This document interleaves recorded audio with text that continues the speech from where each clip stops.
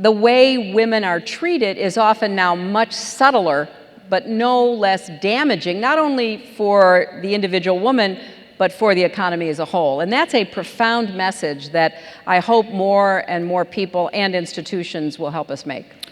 Is there a... Let's go a little from the public to the more personal. Is there still a double standard in the media about how we talk about women in public life? And I want to ask specifically, because I had a lot of fun actually researching both of you, and I came across a story which I can't believe is true, but you were meeting with a foreign leader, you had flown all night, you had said you had tied your hair back, and when you came into the room, he was really frightened because he had heard that when your hair was back, it meant you were going to deliver unpleasant news. That's right. And Christine, when your hair is short, it means you're going to devalue them? I tell you, I had my hair a bit longer last October for the annual meeting. A journalist actually wrote a story, full page, saying that because my hair was longer, there would no longer be haircut. Haircut of the debt of a sovereign state. Yeah. I guess that answers the question. But he'll pick up on that, yeah. Well, really, Tom, I think... I'm just here as a human sacrifice. There is a double standard, obviously. We have all either experienced it or, at the very least, seen it. And there is a deep set of cultural, psychological views that are manifest through this double standard.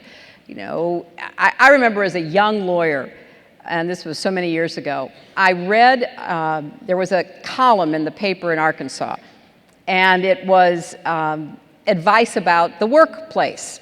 And one of the questions that I read one day was, "Dear so-and-so," it was a man who wrote it, and the writer said, "I've got a promotion, so for the first time I'm going to have my own office, and I don't know how to decorate it. Do you have any advice about what's appropriate for the workplace?" And it was initials, like, HR or something.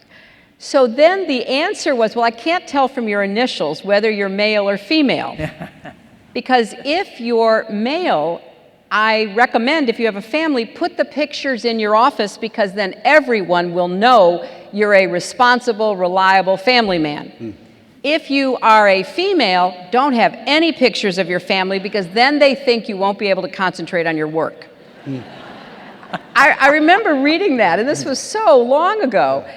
And yet some of those attitudes we know persist. And if they persist in as open and in many ways transformational society as ours is right now in the 21st century, you know how deep they are. And that's why it's important that we surface them and why we talk about them and help men and women recognize when they are crossing over from an individual judgment, which we're all prone to make and have a right to make about somebody, man or woman, into a stereotype, into applying some kind of gender-based characterization of a person. So, yeah, the double standard is alive and well, and I think in many respects the media is the principal propagator of its persistence, and I think the media needs to be more self-consciously aware of that.